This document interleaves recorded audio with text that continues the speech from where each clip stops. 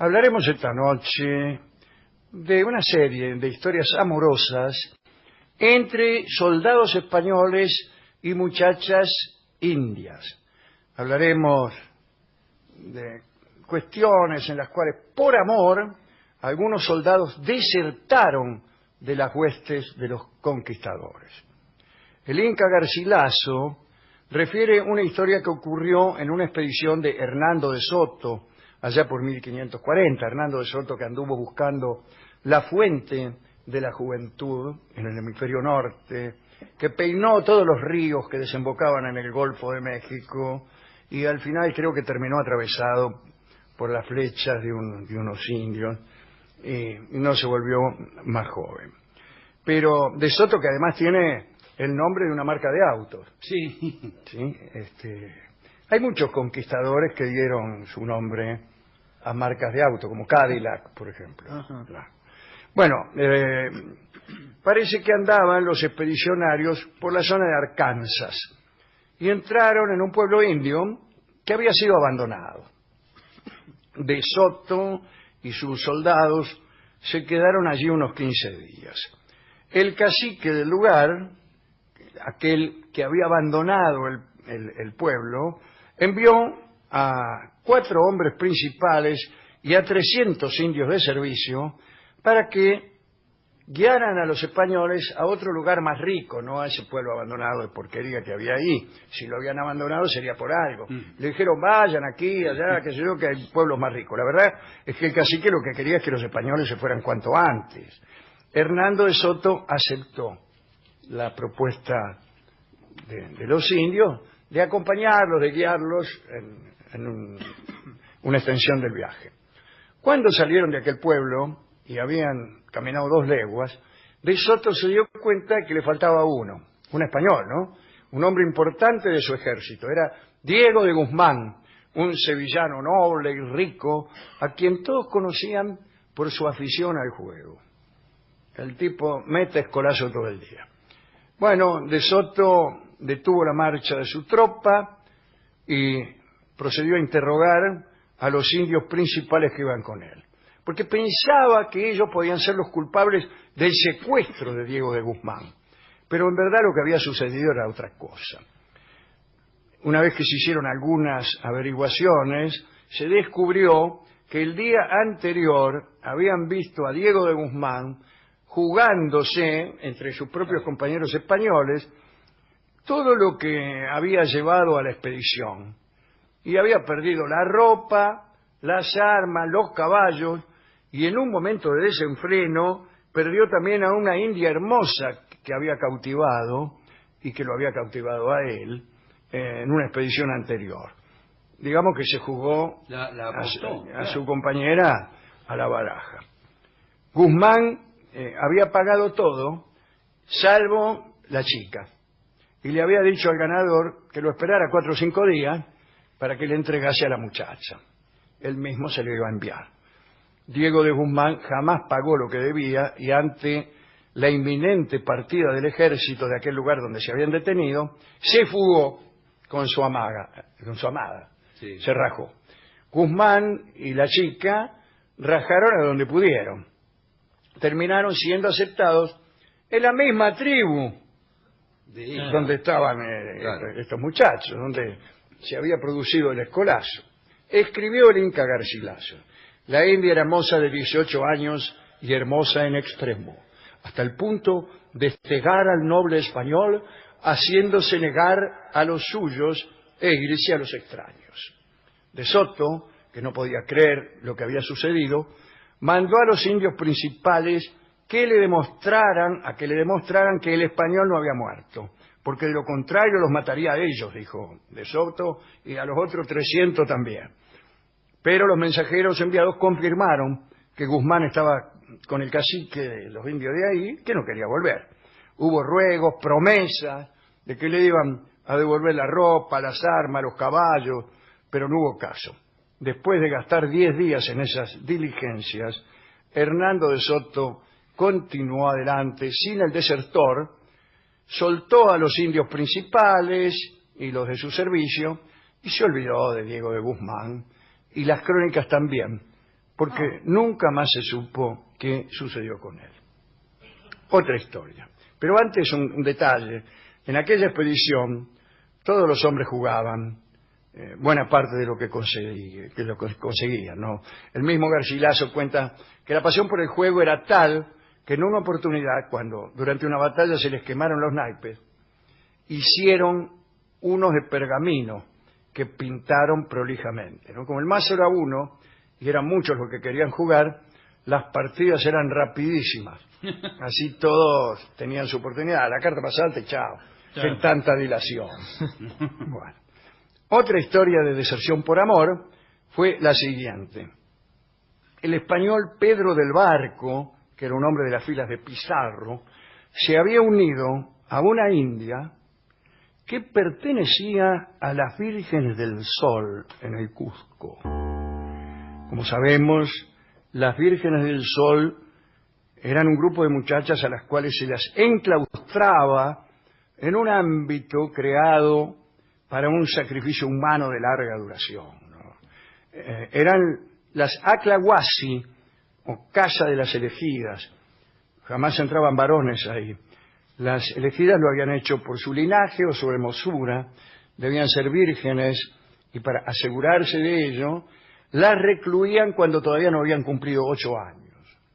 Por supuesto, las muchachas no podían comprender la dimensión del destino impuesto, que era el ingreso a una especie de cárcel dorada en la que permanecían encerradas hasta el fin de sus días.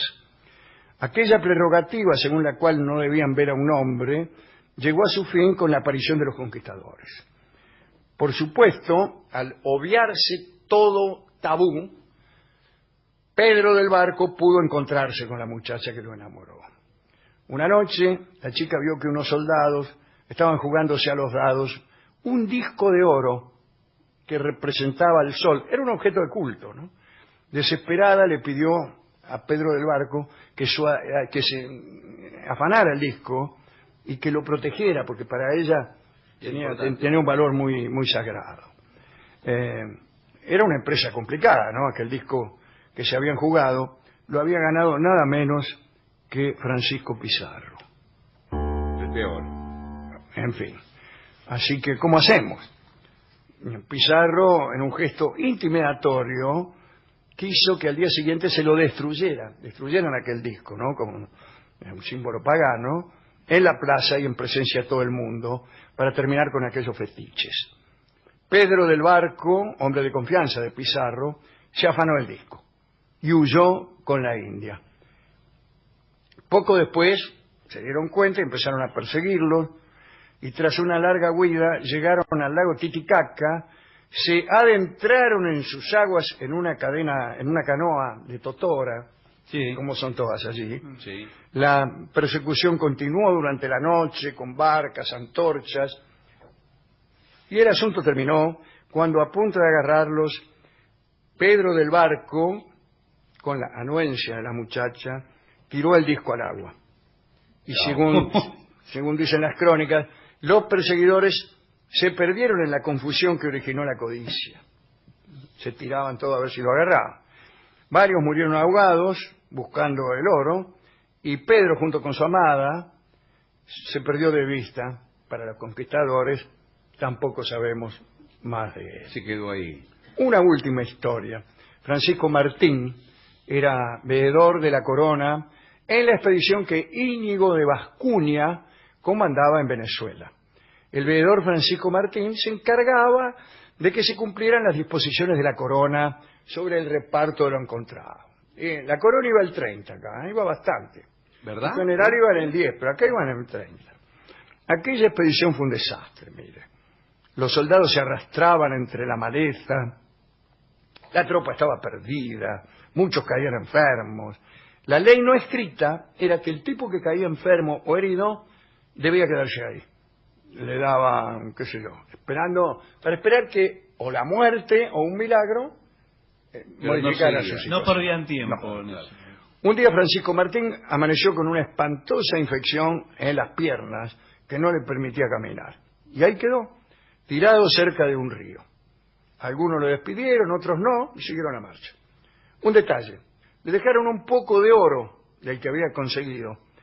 Pero en realidad, porque estaban también en peligro y habían afanado demasiado oro y el peso de las riquezas se había vuelto insoportable. Así que dejaron un poco ahí con el tipo. Hasta aquí una primera deserción, aunque forzada, ¿no? Francisco Martín ayunó varios días, con las últimas energías que le quedaban, abandonó sus armas, abandonó el oro que le habían dejado, se arrastró hasta la orilla del río, consiguió un tronco, se arrojó al agua y se dejó llevar corriente abajo. Antes de que anocheciera, divisó un poblado. Se las ingenió para orientar el tronco hacia la ribera y allí encalló. Lo atraparon los indios y entre ellos Francisco se curó de sus males y allí se quedó. Se enamoró luego de una muchacha llamada Maracalí y tuvo con ella un hijo. Ahora bien, la expedición de la que se había desprendido Francisco Martín, como dijimos, terminó en un desastre, porque de los que siguieron adelante no sobrevivió ni uno, ni siquiera Íñigo de Bascuña. Pasado un tiempo, aquellos que habían financiado desde España, desde la metrópoli, la expedición, hicieron saber qué había pasado y mandaron una tropa para buscar a la expedición anterior. En el curso de aquella búsqueda, los españoles atraparon a 20 indios que al verlos habían intentado escapar. Varios de ellos confesaron que cerca de allí había un cristiano y que ellos pensaban que la tropa venía a rescatarlo y a matar a todos los pobladores. Bueno, la nueva compañía de españoles fue entonces a buscar a aquel cristiano y pronto se encontraron, según las crónicas, con un hombre blanco desnudo, dicen así, mira qué gracioso, un hombre blanco desnudo en carnes como nació y sus vergüenzas de fuera. Sí. Era, por supuesto, el soldado Francisco Martín, el único sobreviviente de la expedición de Bascuña.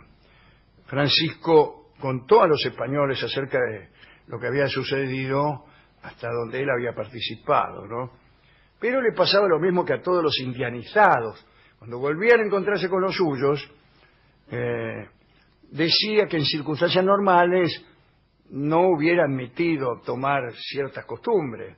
¿Por qué? Porque temía la condena de sus antiguos compañeros, ¿no? Claro, qué sé yo. Y entonces exageraban en el relato su fidelidad a la corona española. Decía, no, bueno, tuve que hacer todo esto porque bla, bla, bla, bla, bla. Contó que había estado meses atado, dijo que solo por no morir de hambre se había iniciado en la magia. Jamás habló de su mujer y de su hijo. Bueno, los soldados lo separaron de su familia, lo obligaron a que los guiara en la búsqueda del oro que había sido abandonado. Francisco Martín, a su turno, se encargó de hacer que los nuevos expedicionarios se perdieran en aquella búsqueda. Cuando los vio debilitados, huyó. Y fue a buscar, volvió. Claro, otra vez a Maracalí y a su hijo.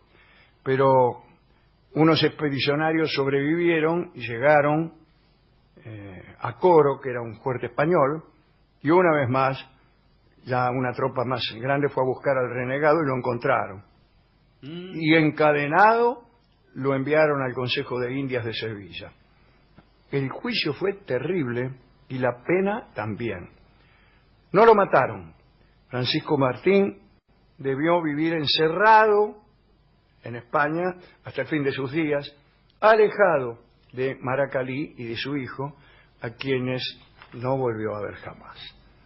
Historias de amor, historias tristes, especialmente la última, y las otras son neutras porque no sabemos cómo terminaron. Y medio felices en un punto. Puede ser. Por lo pronto pudieron escapar. Sí. Por lo pronto pudieron escapar. Hay un libro de Germán Arciniegas que cuenta biografías del Caribe. Biografía del Caribe es un libro extraordinario. Es hermoso. Arciniegas. Es un mejor libro seguramente. Sí.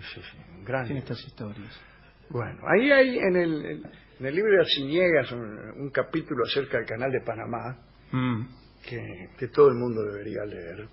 para divertirse un rato Sí. y para darse cuenta de cómo suelen ser las cosas. Bien, hemos ido a la discoteca y el discotecario me dijo que el amor era lo más grande del mundo. Bueno, pero siempre dice eso. Mientras se rascaba contra la pared. Sí. Y entonces nos dio este hermoso vals cuyano, hablando de Mendoza, que canta Antonio Tormo y que se llama justamente Amémonos. Y bueno, claro. Amémonos en la versión de Antonio Tormo. Muy bien.